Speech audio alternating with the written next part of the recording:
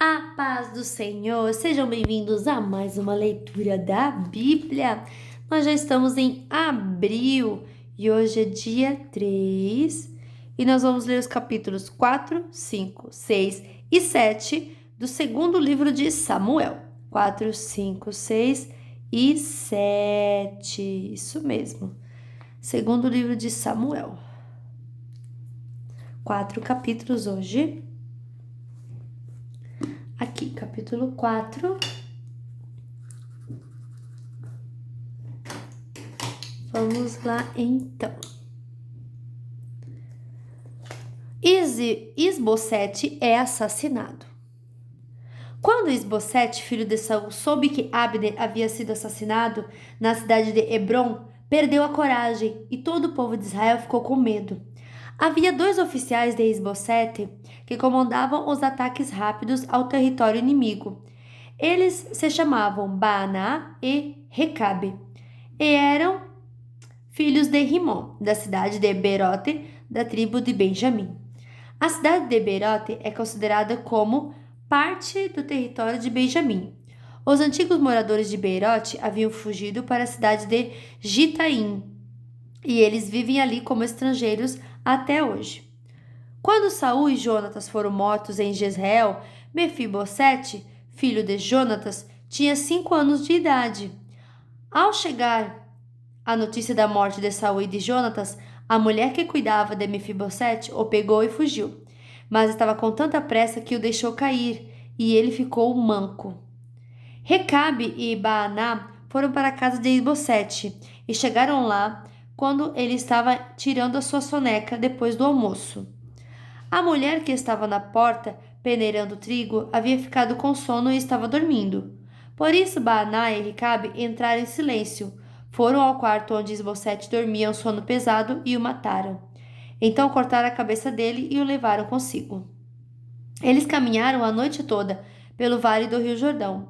Quando chegaram a Hebrom, mostraram a cabeça de Isbosete ao rei Davi e disseram: Aqui está a cabeça de Isbosete, filho do seu inimigo Saul, que queria matá-lo. Hoje o Senhor Deus vingou o rei, meu senhor, de Saul e dos seus descendentes. Davi respondeu: Eu agarrei e mandei matar o mensageiro que foi ao meu encontro na cidade de Ziclag, pois ele, pensando que estava me dando uma boa notícia, me contou a respeito da morte de Saul. Agora juro pelo Senhor Deus vivo, que me salvou de todos os perigos, que eu castigarei muito mais os homens traiçoeiros que mataram o inocente que estava dormindo na sua própria casa. Agora vou me vingar de vocês por terem matado Isbosete, e vou varrer vocês da face da terra. Então Davi deu ordem e os seus soldados mataram Recabe e Baaná. Depois cortaram as mãos e os pés deles e penduraram perto da represa de Hebrom. E pegaram a cabeça de Isbosete e sepultaram no túmulo de Abner em Hebrom.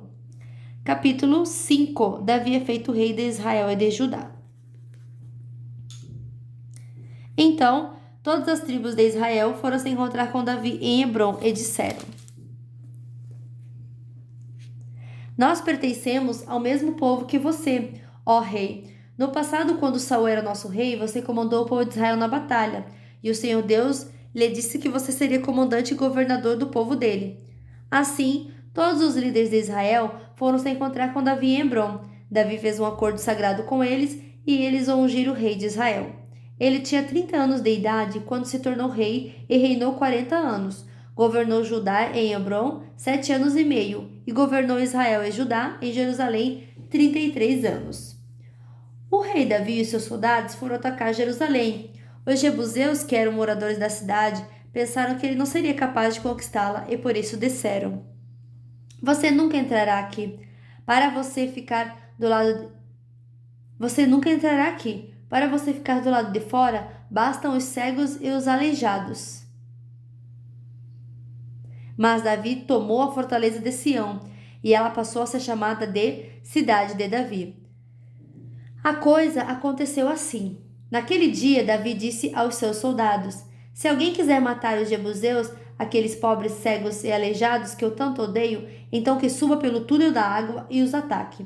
É por isso que se diz: Os cegos e os aleijados não podem entrar na casa de Deus. Davi ficou morando na fortaleza e a chamou de Cidade de Davi. Em volta ele construiu defesas que iam desde o aterro que ficava no lado leste da cidade até o palácio.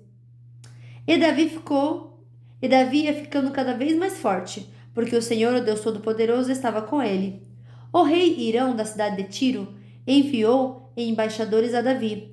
Ele mandou toras de cedro e também carpinteiros e pedreiros, e eles construíram um palácio para Davi.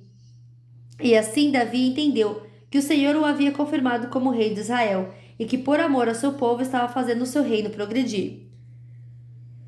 Depois que saiu da cidade de Hebrom, Davi arranjou mais concubinas e esposas em Jerusalém, e com elas teve mais filhos e filhas. Os filhos de Davi que nasceram em Jerusalém foram Samua, Sobabe, Natã, Salomão, Ibar, Elisua, Nefeg, Jafia, Elisama, Eliada e Elifelete. Davi derrota os filisteus. Quando os filisteus souberam que Davi tinha sido ungido como rei de Israel, o seu exército saiu para prendê-lo. Quando soube disso, Davi desceu para a fortaleza. Os filisteus chegaram ao vale dos gigantes e o ocuparam. Aí Davi perguntou a Deus, o Senhor: Devo lutar contra os filisteus? Tu me darás a vitória? Vá, disse o Senhor, eu lhe darei a vitória. Então Davi foi até Baal-Perazim e ali venceu os filisteus. Ele disse: Como uma enchente que derruba tudo, assim o Senhor abriu uma brecha no meio dos meus inimigos. Por isso aquele lugar é chamado de Baal-Perazim. Ali os filisteus abandonaram seus ídolos, e Davi e os seus soldados os levaram embora. Então os filisteus voltaram para o vale dos gigantes e o ocuparam. Mais uma vez Davi consultou o Senhor e ele respondeu: Não os ataque daqui. Dê a volta, vá até as amoreiras e ataque por trás. Quando você ouvir o barulho de marcha por cima das amoreiras, fique pronto para atacar, porque isso quer dizer que eu estou indo na sua frente para derrotar o exército dos filisteus. Davi fez o que o Senhor havia mandado e obrigou os filisteus a recuarem desde Geba até Gezer. A Arca da Aliança é levada para Jerusalém. Capítulo 6.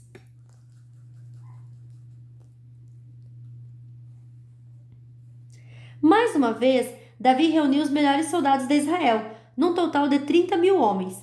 Levou-os à cidade de Baalá, em Judá, para pegarem a Arca da Aliança, que tem o nome do Senhor Todo-Poderoso, que se assenta no seu trono, entre os querubins.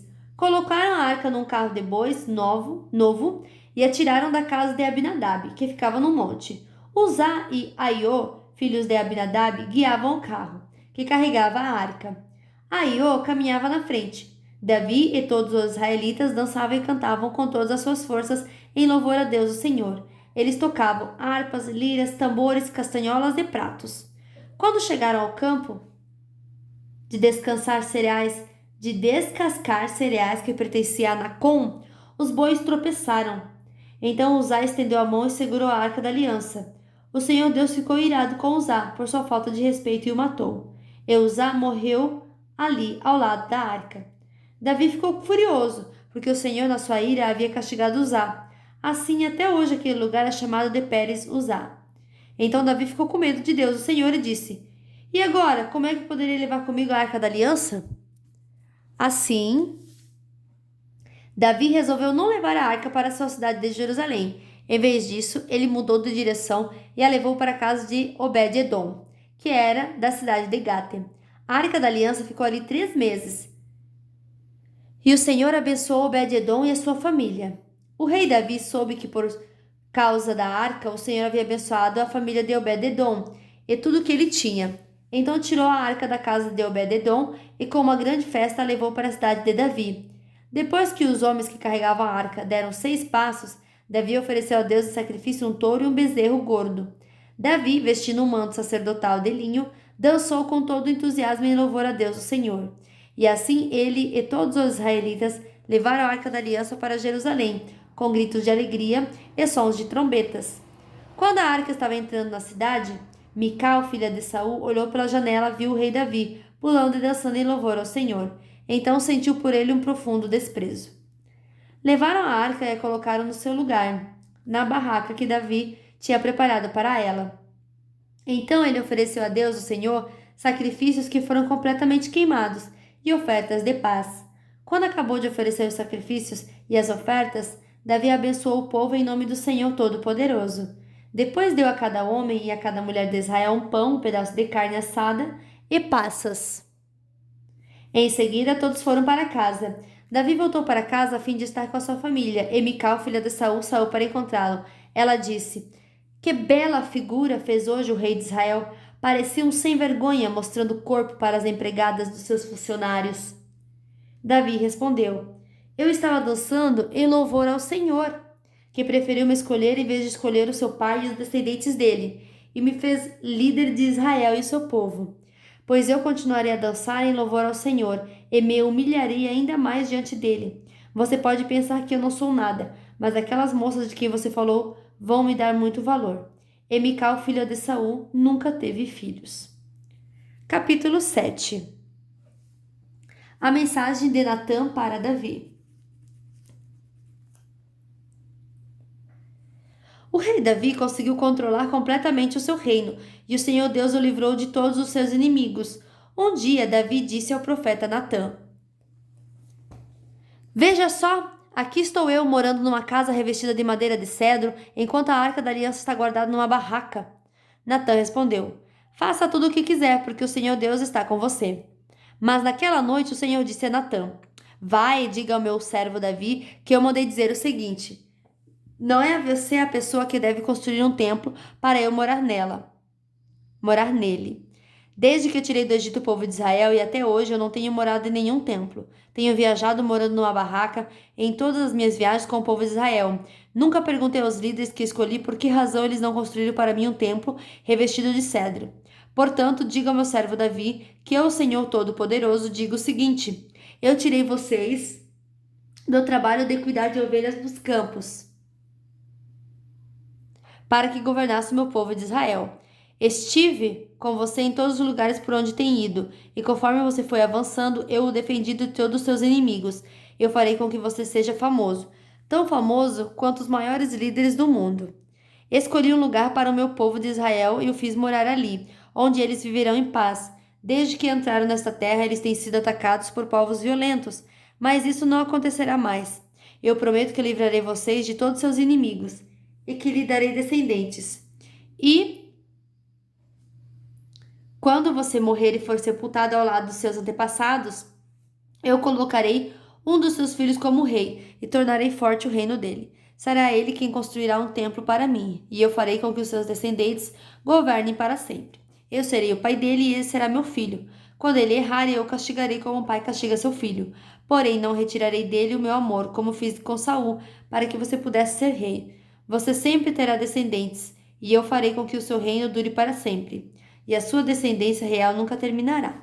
E Natã contou a Davi tudo o que Deus lhe havia revelado. A oração de agradecimento de Davi.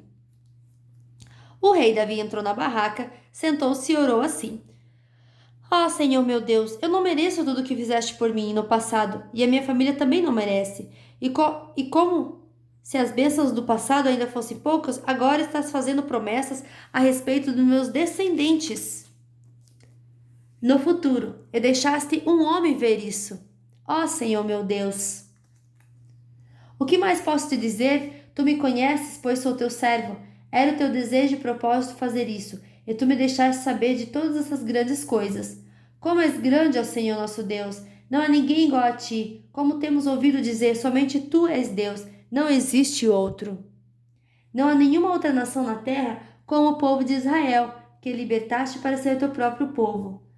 Tu me tornaste famoso e fizeste grandes e maravilhosas coisas por eles. Tu libertastes o teu povo do Egito e expulsaste as outras nações e os seus deuses, conforme o teu povo ia avançando.